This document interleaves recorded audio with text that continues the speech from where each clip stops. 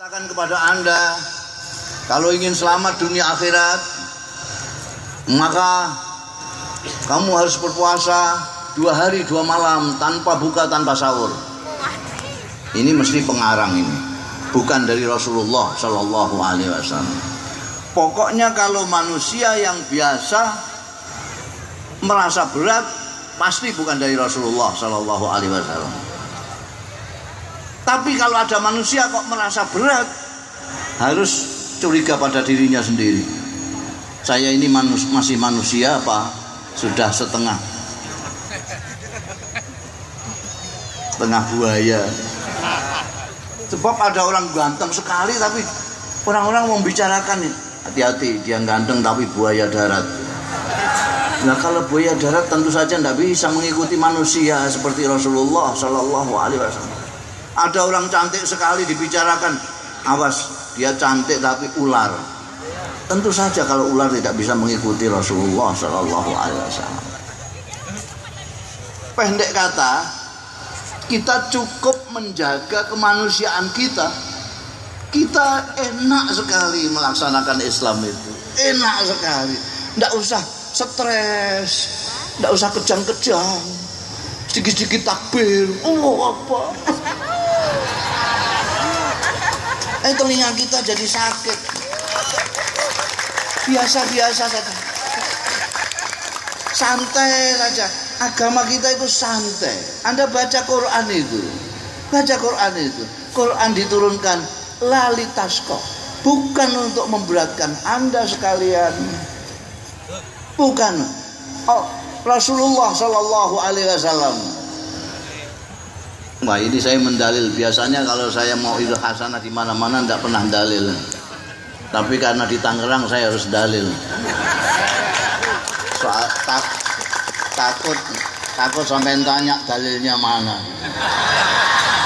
Dan saya akan bawa dalil yang sahih, karena setelah saya baca dalil biasanya orang Tangerang tanya sahih atau tidak gitu.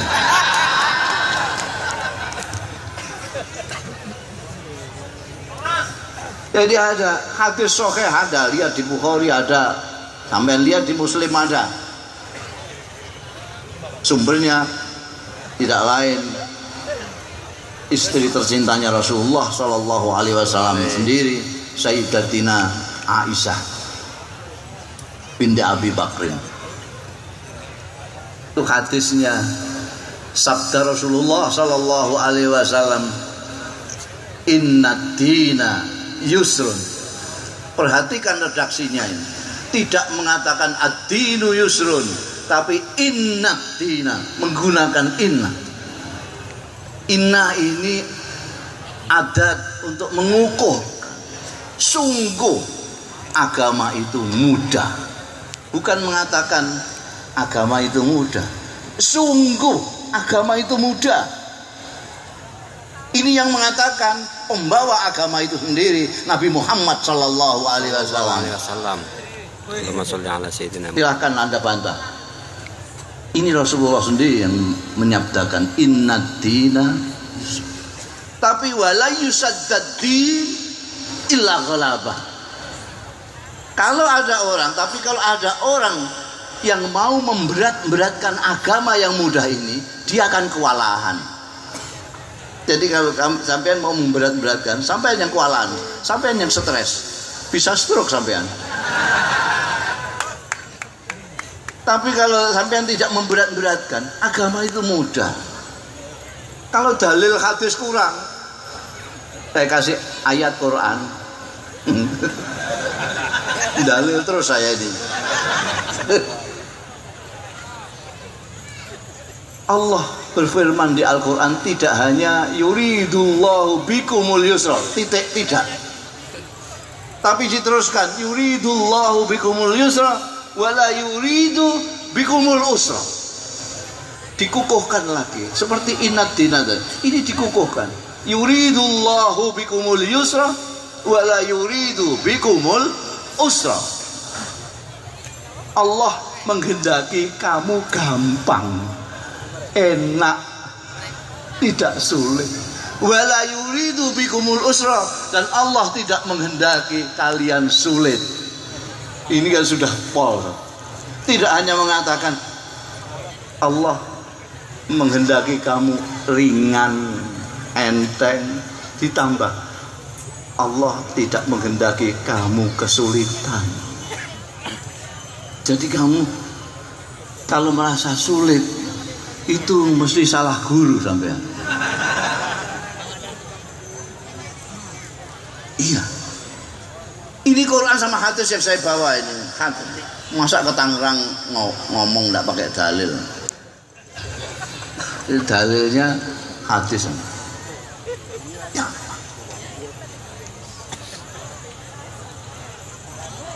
Salah satu yang paling enak mengikuti Rasulullah ini, karena Rasulullah itu kalau perintah diembel-embeli dengan semampumu. Idza amartukum bi amrin fa'tu minhu, dalil lagi saya ini. Fa'tu minhu mastata'tum. Kalau aku perintahkan kepadamu sesuatu perintah, kerjakan semampumu. Ini yang paling enteng karena ada semampumu. Ini bukan karangan Kanjeng Nabi sendiri, tapi Allah sendiri berfirman, ittaqullah mastata'tum. Ini tidak pernah dibaca sama khatib-khatib. Yang dibaca ittaqullah haqqa tuqatih. Karena senangnya yang berat-berat. Padahal itu kalau menurut banyak mufasir itu dinasah dengan ittaqullaha mastata'tum. Takwalah kalian semampumu. Enak sekali. Udah, jangan terlalu ngotot lah. Wong Tuhan itu tahu persis, Allah itu tahu persis sampean itu siapa. Kalau sampean baik-baik, sampean dilahirkan zaman Rasulullah Shallallahu Alaihi Wasallam. Jangan-jangan sampai dilahirkan zaman Rasulullah bukan ikut Rasulullah tapi ikut Abu Jahal. Mendingan sekarang kita dilahirkan di akhir, bahkan sudah lewat kiamat. Sebab katanya kiamat tahun 12 kemarin ya. Ini sudah kelewat ramalan orang gila itu mesti kelewat. Oh, kiamat kok diramal. Yang tahu hanya Allah Subhanahu wa taala.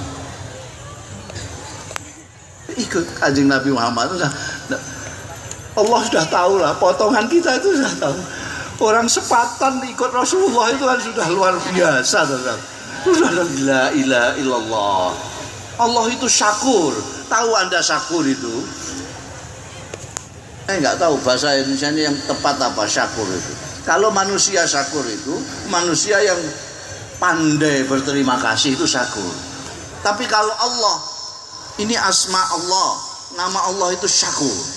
Syakur itu maha menerima, maha. Jadi begini aja contohnya itu. Saya tidak bisa bahasa Indonesianya apa itu. Kalau kita diperintahkan oleh Allah, sudah berusaha melaksanakan, kita sudah belajar, sudah segala macam, masih kurang-kurang juga, itu tidak apa-apa, diterima sama Allah. Tidak seperti manusia kalau nyuruh, ayo, kalau enggak kamu lakukan tempeleng. Loh, saya enggak kuat, harus kuat, enggak kuat tempeleng. Kalau Allah tidak, asal kita tidak berniat melawan, maka akan diterima oleh Allah Subhanahu wa taala. Allah itu syakur. Kata Rasulullah, dalil lagi aku. Ini yang ikuti saya dari Jawa itu mesti heran. Ini ndulan dalil saja. Biasanya tidak pernah dalil saya. Rasulullah Shallallahu Alaihi Wasallam bersabda, saddidu wa qaribu. Tugas kita itu saddidu, menepat-nepatkan. Jadi kalau kita sedang perlombaan memanah itu, biasanya di sana ada sasaran yang kayak obat nyamuk itu ya, bulat. Tengah itu sasaran yang harus kita incar, itu di situ. Sad itu, paskan di situ. Kalau tidak pas ya bakal ribu lah. Jangan sampai kena batuknya orang gitu loh. Itu namanya nggak ngepas-ngepaskan, pas-paskan. Adapun sudah ngepas-ngepaskan kok tidak pas, hanya di dekat-dekatnya tidak apa-apa. Sampai sudah berusaha. Sebaliknya kamu tidak ngepas-ngepaskan tapi pas, itu malah nggak acik itu. Ya pas. Kita harus ngepas-ngepaskan. Mencoba ngepas-ngepaskan. Kalau tidak pas, sudah diterima. Gusti Allah itu satu. Gusti Allah tahu persis siapa kita yang hidup di akhir zaman ini. Tahu persis.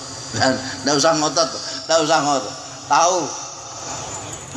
Wah, ini bayangkan kita ini orang Tangerang Sepatan ini, apa ada yang familinya Rasulullah ini? Ada ya ini? Keponakan apa-apanya nggak ada? Nggak ada. Tetangganya ada nggak? Nggak ada tetangganya. Kita itu dari segi darah tidak ada hubungan sama sekali dengan Rasulullah SAW. Tidak keponakan, tidak. Istilah di tempat saya itu di Jawa sana ada misanan, ada minduan. Kita tidak misanan, tidak minduan, tidak sepupu dengan Rasulullah. Tetangga juga tidak. Kita jauh sekali, naik pesawat masih 9 jam melalui 7 samudra, jauh sekali dengan tempat kelahiran Rasulullah Shallallahu Alaihi Wasallam di Mekah dan tempat dimakamkannya Rasulullah Shallallahu Alaihi Wasallam di Madinah, jauh sekali. Jadi kita saudara tidak, kerabat tidak, tetangga tidak. Mungkin mirip bahasanya, ya tidak. Rasulullah itu abajadun hawazun atau yakun. Kita pakai apa enggak? Pakai abajadun hawazun.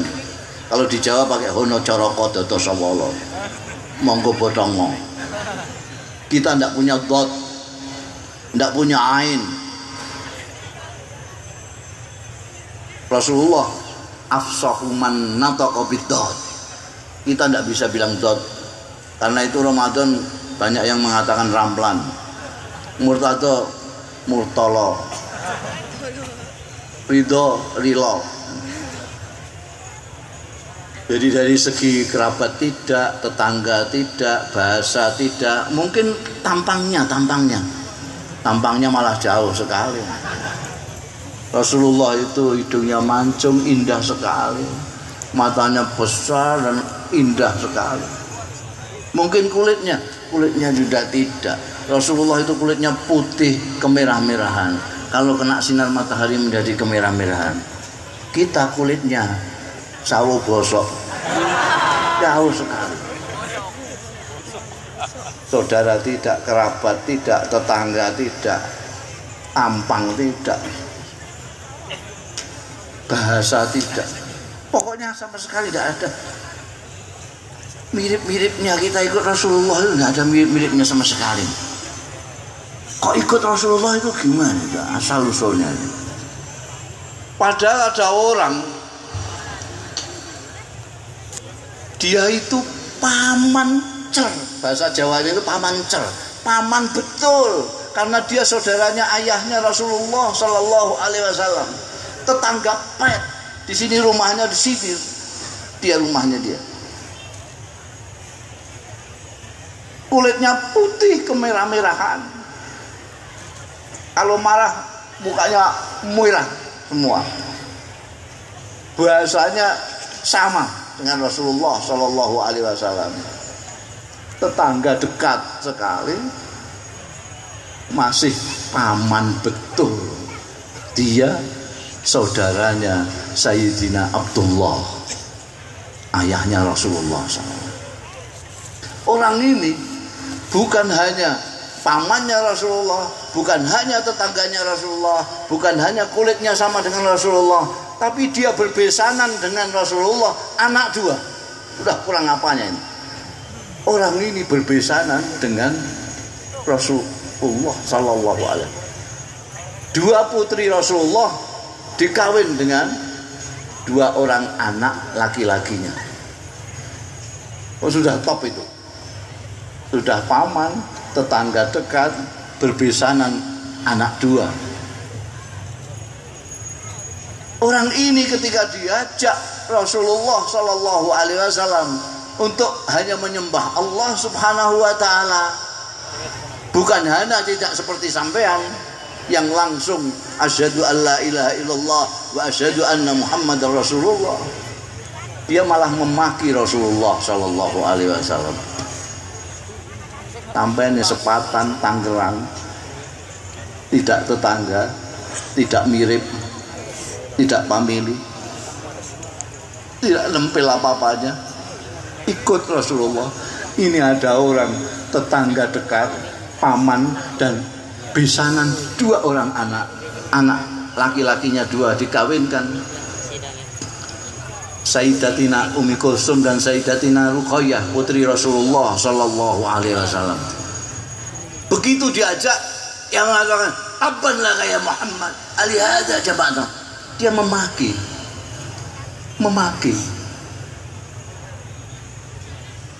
Rasulullah Sallallahu Alaihi Wasallam. Apa Rasulullah membalas memaki? Tidak. Rasulullah sampai cari kitab dimanapun juga Rasulullah tidak pernah memaki sekalipun. Mencari di kitab mana? Kalau tahu datang ke saya, tunjukkan kitabnya. Rasulullah tidak pernah memaki. Kalau Allah pernah. Ketika orang ini tadi mengatakan tabban laka ya Muhammad alihada jama'tana, Allah membalas tabbat yada Abi Lahab.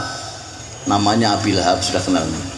Abi Lahab itu tetangga dekatnya Rasulullah, pamannya Rasulullah, alias saudaranya ayahnya Rasulullah, berbesanan anak dua. Dia punya anak laki-laki dua, dikawinkan Sayyidatina Ruqayyah dan Sayyidatina Ummi Kulsum. Begitu diajak Rasulullah untuk menyembah Allah Subhanahu Wa Taala saja, langsung anaknya laki-laki dipanggil semua, ceraikan, itu istri kamu. Tahu tidak? Diceraikan. Jadi Sayyidatina Ruqayyah diceraikan, Sayyidatina Ummi Kulsum diceraikan. Lalu Sayyidatina Ruqayyah nanti dikawinkan dengan Sayyidina Utsman bin Affan. Ketika wafat, Sayyidina Utsman mengawini adiknya. Maka Sayyidina Utsman disebut Dzun-Nurain karena menjadi menantunya Rasulullah Shallallahu Alaihi Wasallam, dua putrinya. Ini Abu Lahab. Sampai tanyakan profesor-profesor yang botak itu. Sampai tanyakan, bagaimana orang yang seperti Abu Lahab?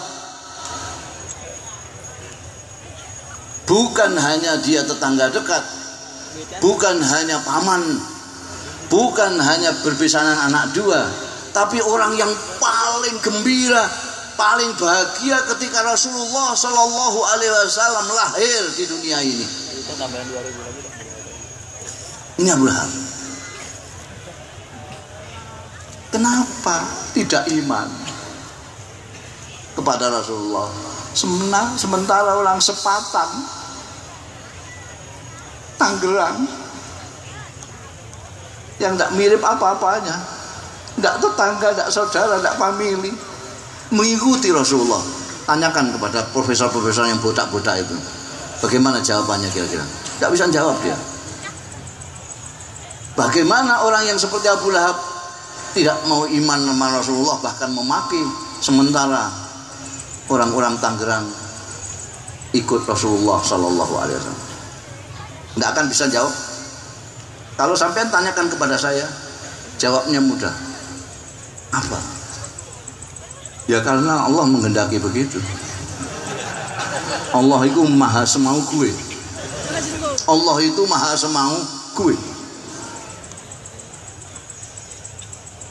Ya itu kehendaknya Allah. Apa artinya? Artinya Anda sekalian ini dipilih oleh Allah. Dipilih. Bukan karena hebatnya mubalek, bukan hebatnya dai, bukan. Anda dipilih oleh Allah Subhanahu wa taala. Apa karena siapa sampean? Karena Ustadz Yusuf Mansur? Apa siapa? Sosmed. Sosmed apa sosmed?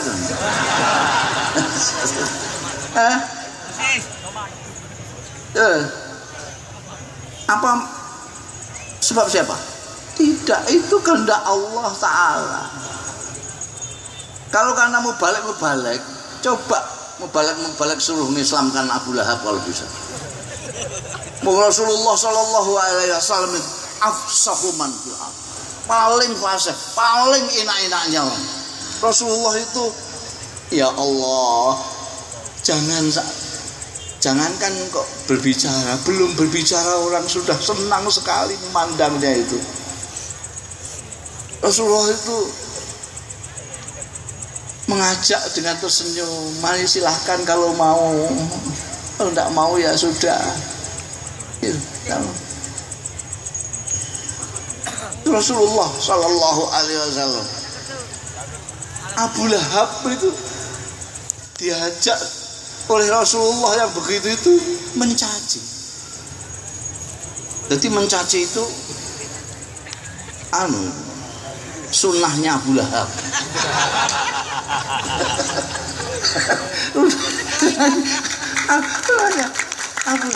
Abu Lahab lah yang pertama kali mencaci Rasulullah. Untungnya Rasulullah Shallallahu Alaihi Wasallam kebal cacian. Orang Yahudi melaknat saja, Rasulullah hanya menjawab ya, itu aja. Membalas setimpal saja, tidak pernah berlebih-lebihan. Jadi mengapa saya mengatakan demikian? Supaya kita bersyukur. Maka kata ulama-ulama, nikmat anugerah Allah yang paling besar adalah nikmat iman dan Islam. Kenapa? Ya itu tadi, pamannya bisa anak dua, tetangganya saja itu tidak diberi oleh Allah Subhanahu wa taala. Kita yang potongannya cuma begini diberi sama Allah Ta'ala. Kenapa? Gusti Allah maha semau gue. Nggak bisa nanti Abu Lahab mau protes. Loh, saya ini yang dekat Rasulullah, saya ini pamannya. Ya biarin loh, ini semau gue. Aku suka sama orang Tangerang. Gitu. Nah, dan bersyukurnya lagi itu, yaitu yang di depan ini Rasulullah Sallallahu Alaihi Wasallam. Rasulullah Sallallahu Alaihi Wasallam. Rasulullah itu lebih banyak memikirkan kita daripada memikirkan dirinya sendiri. Anda mau dalil lagi aku.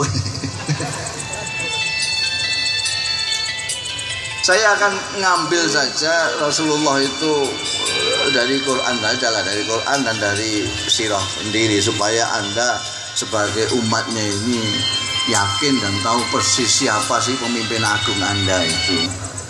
Jadikanlah ini andalan, jadikanlah cermin. Cerminmu itu adalah Nabi Muhammad Sallallahu Alaihi Wasallam. Bukan Mustafa Bisri, bukan Gus Mustafa. Rasulullah Sallallahu Alaihi Wasallam. Kalau saya ngomongnya sesuai dengan apa yang benar-benar terjadi pada Rasulullah Sallallahu Alaihi Wasallam, ikuti. Kalau kelakuanku sama dengan Rasulullah, meniru Rasulullah, ikuti saja. Kalau tidak, tendang saja aku. Harus menjadi pedoman adalah Rasulullah. Al khairu kullu fittiba'ir Rasul Sallallahu Alaihi Wasallam. Ini yang sampean apal semua itu. Laqad ja'akum rasulun min anfusikum azizun alaihi Allah. Azizun alaihi ma'anittum. Terus saya bilang harisun alaikum lil mu'minina raufur rahim. Ini hafalan sampean semua. Tapi sampean paham artinya apa enggak?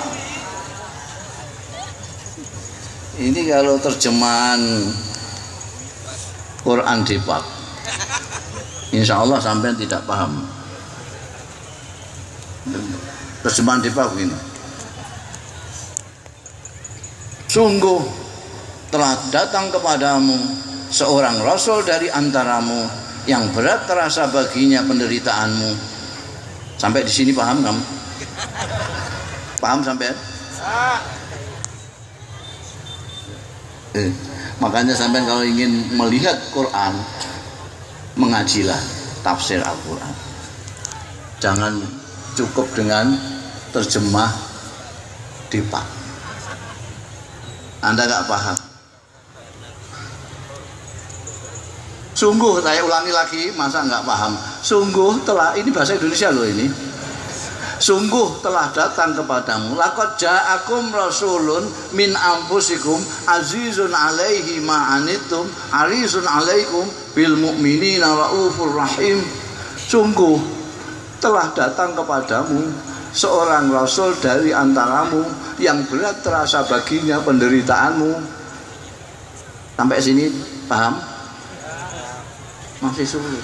Karena memang apa namanya? Gaya susunan bahasa Arab itu lain sekali dengan bahasa Indonesia. Lain, tidak bisa. Makanya saya sering mengatakan tidak cukup diterjemahkan, harus ditafsirkan. Quran ini tidak cukup diterjemahkan. Jadi kalau sampean hanya mengambil terjemahan saja, sampean akan tersesat. Nah sekarang ini banyak yang hanya baca terjemahan lalu fatwa.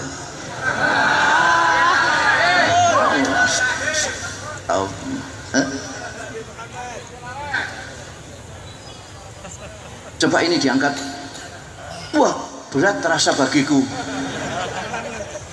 Kamu berdiri di sini sampai besok ya. Wah, ya berat terasa bagiku. Artinya apa? Nggak tahan. Kalau itu diterjemahkan bebas, jadi ditafsirkan, bukan diterjemahkan. Sungguh telah datang seorang utusan dari antaramu yang tidak tahan melihat penderitaanmu.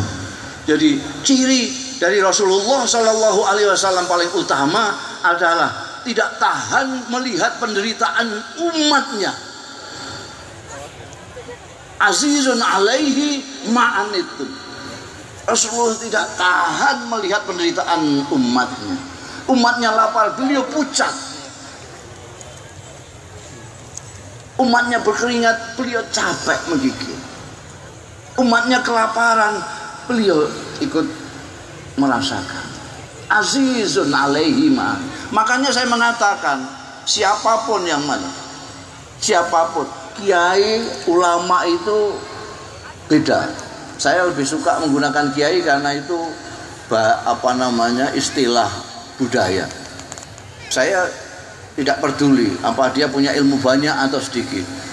Kalau dia tidak tahan melihat penderitaan umatnya, dia pengikut Rasulullah Shallallahu Alaihi Wasallam. Saya akan mencucuk tangannya. Dia adalah kiai yang sebenarnya. Itu Rasulullah. Azizun alaihi ma'anittum.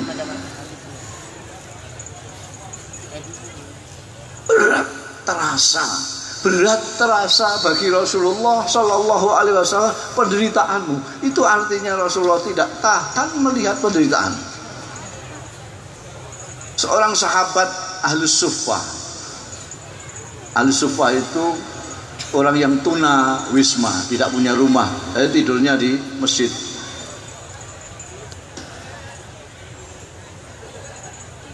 Sayyidina Abu Hurairah suatu ketika tidur, perutnya ditempel.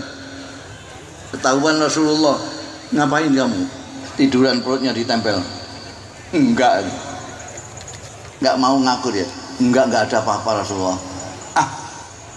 Beres saja kamu ngapain? Tidur aja kok perutnya ditempel. Enggak. Kamu lapar ya? Iya. Sudah berapa hari nggak makan?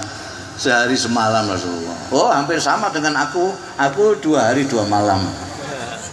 Ayo cari makan. Diajaklah sahabatnya ini. Ya tahan. Rasulullah sudah 2 hari 2 malam tidak makan. Tapi melihat anak buahnya 1 hari 1 malam saja tidak, itu beliau tidak tahan. Ayo cari, ganjel perut, diajak ke rumah. Orang rumah Rasulullah SAW menanyakan, kamu punya apa? Inilah ada kawan yang lapar sekali ini sampai pucat ini loh. Punya apa kamu?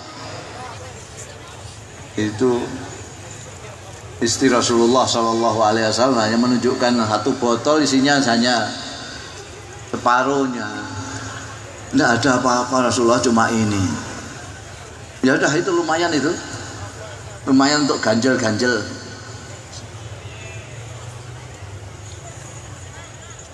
Ayo cepat diminum. Disuruh minum ini anak buahnya, santrinya suruh minum. Santrinya ya, wah, panjenengan dulu, Anda dulu ya Rasulullah, Anda kan 2 hari 2 malam, saya cuma 1 hari 1 malam. Ya tapi kan aku nggak pucat seperti kamu sudah pucat, ayo jangan malu-malu. Diminum dulu sama sahabat ini, baru Rasulullah.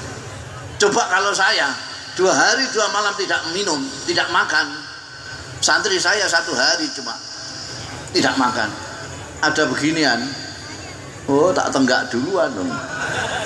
Kamu kalau masih tersisa ya nasibmu baik, kalau enggak ya sudah nasibmu buruk gitu. Rasulullah tidak.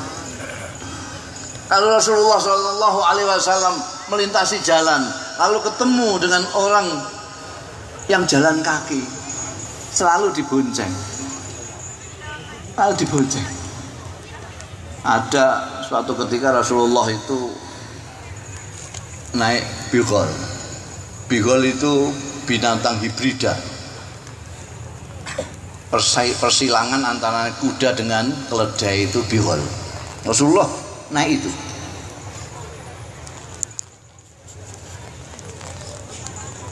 Kalau kuda kan gagah sekali. Kuda itu kalau sekarang ya analognya ya sedan lah.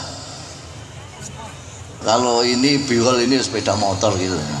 Jadi Kanjeng Nabi naik sepeda motor, naik bigol, melewati seorang sahabat yang keringatnya sejagung-jagung gitu, kecapai gitu. Mau kemana? Mau ke masjid Rasulullah. Ayo bonceng. Saking senangnya ini, dari tadi cari tumpangan tidak ada, ini dapat tumpangan, langsung meloncat. Saking kencengnya meloncat sampai jatuh dua-duanya, gelundung dua-duanya ini, Rasulullah dan sahabat ini. Jangan ketawa, sampai cari di Bukhari ada, di Muslim ada. Saya di Tangerang harus bawa yang sokeh-sokeh.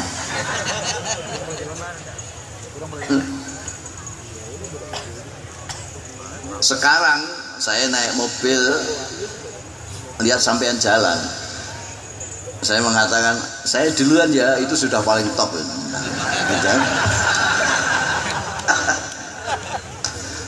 Azizun alaihi ma'anittum, tidak tahan Rasulullah melihat penderitaan orang. Itu sebabnya Rasulullah Shallallahu Alaihi Wasallam itu ceriwis dalam tanda kutip, merintahkan yang ma'ruf, melarang yang mungkar, merintahkan yang baik, melarang yang buruk. Itu selalu dilaksanakan oleh Rasulullah. Kenapa? Karena Rasulullah tidak tahan melihat penderitaan umat. Kalau melihat orang lapar saja Rasulullah tidak tahan, melihat orang capek saja Rasulullah tidak tahan, apalagi melihat orang digergaji kepalanya di neraka. Maka Rasulullah sangat-sangat perhatian, harisun alaikum, jangan sampai ada umatnya yang masuk neraka. Jadi amar ma'ruf nahi mungkar jangan lupa asal usulnya. Amar ma'ruf nahi mungkar itu manifestasi dari tidak tahan melihat penderitaan. Dengan kata lain, amar ma'ruf nahi mungkar itu pengejawentahan dari kasih sayang. Sesuai dengan namanya, Rasulullah adalah Rasulur Rahmah, agamanya agama rahmah. Dawuh Rasulullah itu selalu mengandung kerahmatan.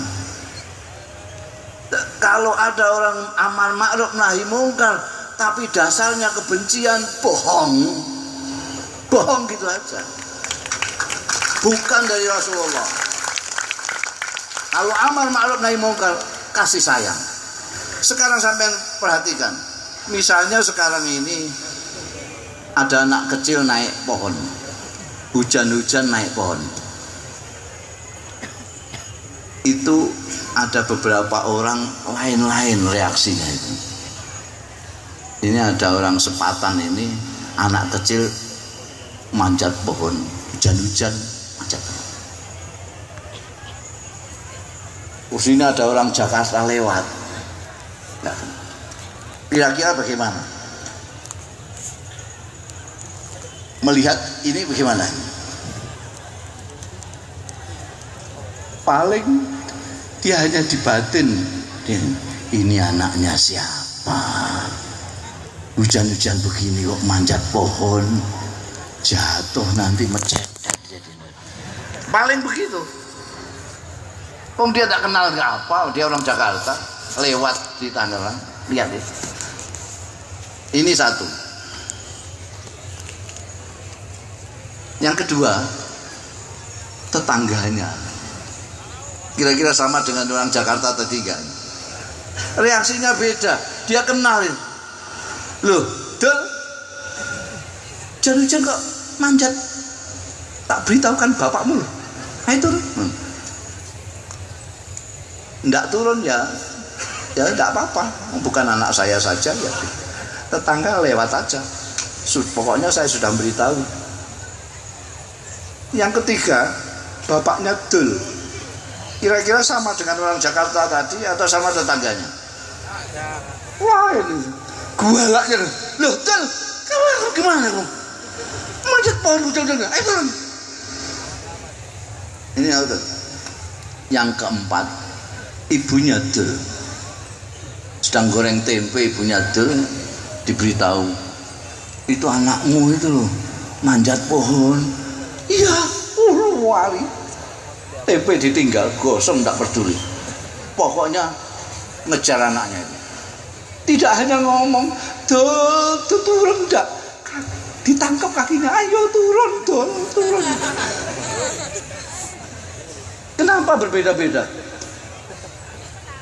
Karena orang memang berbeda-beda. Ada orang yang tidak begitu tahan melihat penderitaan orang. Ada yang sangat tidak tahan melihat penderitaan. Orang yang paling tidak tahan melihat penderitaan anak adalah ibu. Jadi ada garis lurus antara Rasulullah bersabda, man ra'a minkum mungkaran fal yughayyirhu biyadihi. Kayak si ibu tadi. Fa ilam yastati wa bilisani, kayak bapaknya tadi. Fa ilam yastati wa biqalbi, kayak orang Jakarta lewat tadi. Cuma dibatin saja. Wadzalika aful iman.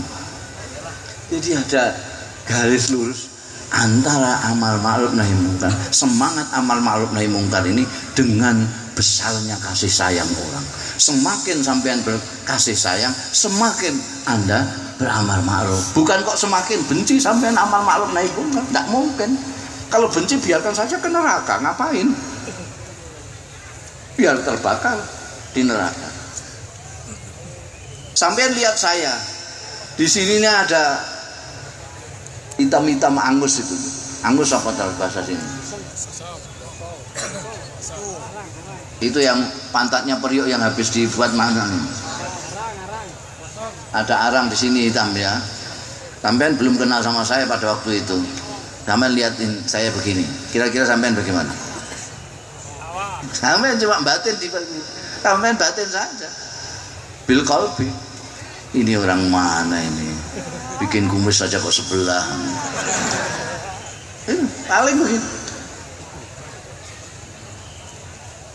Tapi kalau sampean sudah kenal dengan saya begini, masa sampean cuma terima pakai qalb?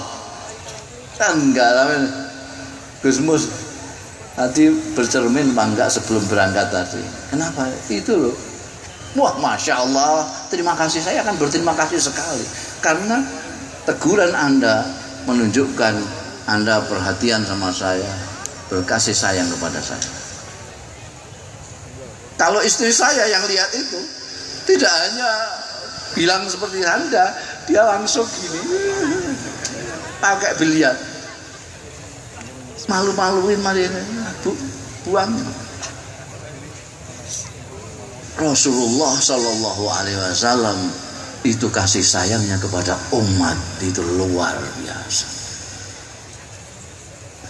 Bahkan nanti konon kalau di akhirat itu Rasulullah sudah dipersilahkan masuk surga itu masih umati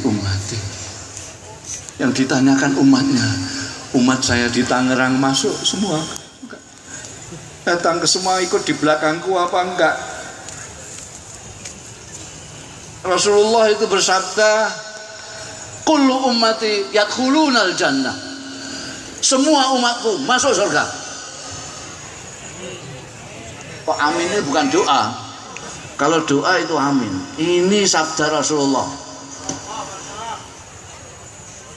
Gak percaya syahadat lagi kan? Ini sabda Rasulullah. Kullu ummati yadkhulul jannah illa man aba, kecuali yang tidak mau.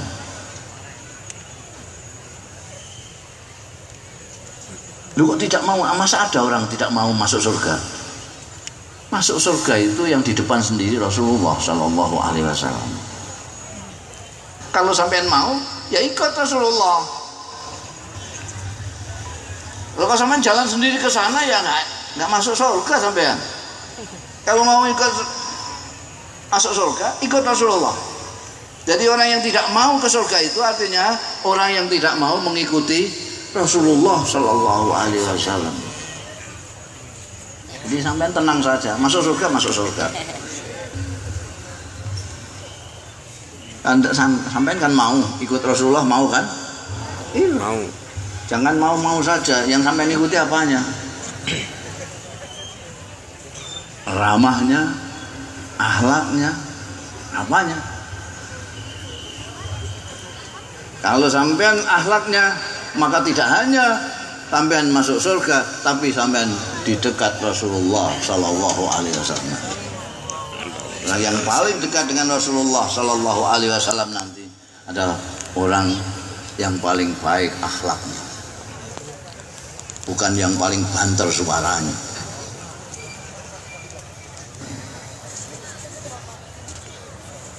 Jadi tenang saja, jadi santai saja. Sampai ikut Rasulullah asal menjaga kemanusiaan Anda akan enak, ringan sekali,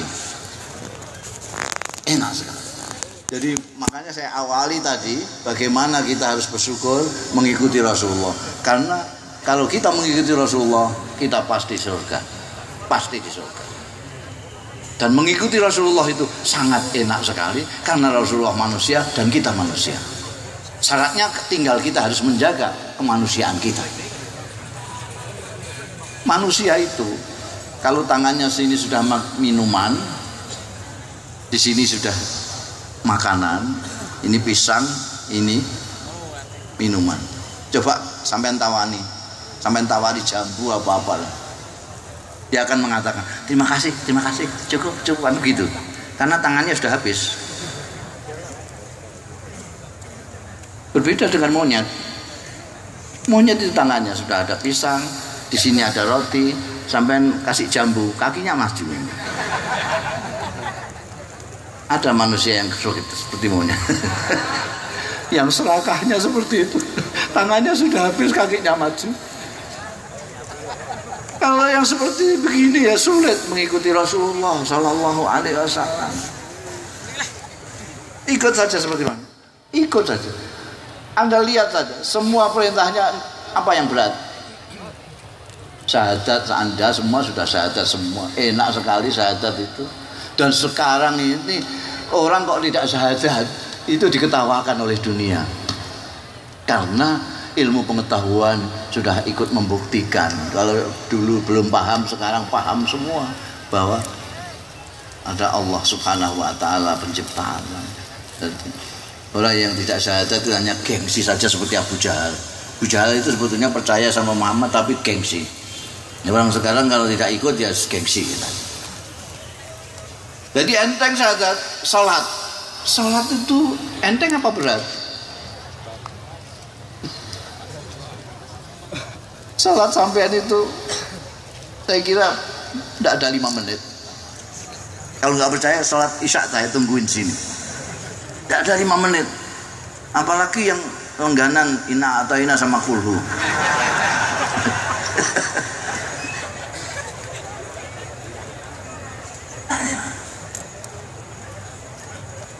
Sudah saya kasih banyak lah, pokoknya 5 menit lah. 5 menit itu sudah sabihis, sudah surat muluk sama Yasin itu. Kalau orang sembahyang pakai 5 menit itu.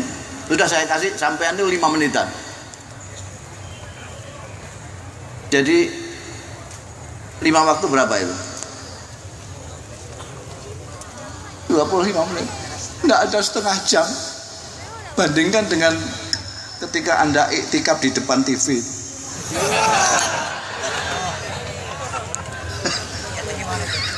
Berjam-jam. 25 menit. Dari 24 jam yang dianugerahkan Allah kepada kita, kita cuma mau sowan ke Allah 25 menit. Itu pun kadang-kadang ditinggalkan. Ya Allah. Itu pun pada waktu sholat pikirannya kemana-mana. Mulutnya Allahu Akbar, pikirannya kepada Mak Lampir lah, kepada Haji Sulam jual bubur lah.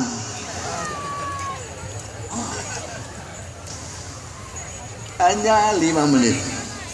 Hanya 5 menit setiap sholat itu sudah saya banyakkan itu. Ketika Anda mengatakan Allahu Akbar, apa yang ada di pikiran sampean, di kepala sampean itu apa coba?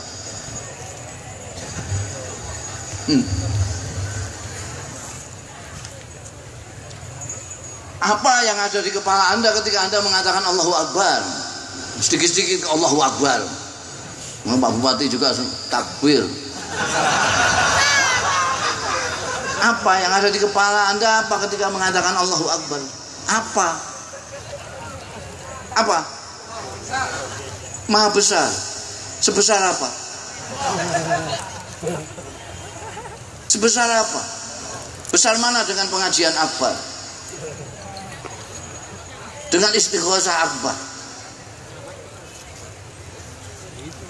Kita itu tidak kenal Allah, selalu mengatakan Allahu Akbar. Tidak ngerti gedenya Allah seberapa. Kok mengatakan Akbar terus di mana-mana? Allahu Akbar, Allahu Akbar. Kalau sampean betul-betul tahu besarnya Allah, Anda bisa pingsan mengatakan Allahu Akbar sekeras Pak Bupati tadi. Pingsan. Betul.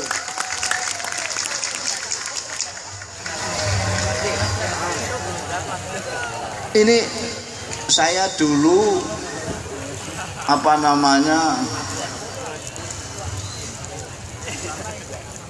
saya dulu menamsilkan dunia ini seperti kacang hijau. Tapi saya disalahkan sama ilmuwan yang ngerti betul tentang alam semesta ini. Kata dia, Gusmus itu kok sampean mengumpamakan bumi satu butir kacang hijau terlalu besar. Bandingkanlah dengan yang lain-lain. Itu hanya sebutir debu katanya. Saya ditunjukkan gambar itu. Sampean bisa lihat nanti di YouTube yang biasa main YouTube. Sampean tulis bumi aja, nanti akan muncul itu. Yang ditunjukkan saya sama ahli itu. Memang kecil sekali. Saya bilang sama dia, tetapi kalau saya paskan dengan sebutir debu, saya tidak bisa menjelaskan sama kawan-kawan saya. Biarlah saya besarkan satu kacang hijau saja.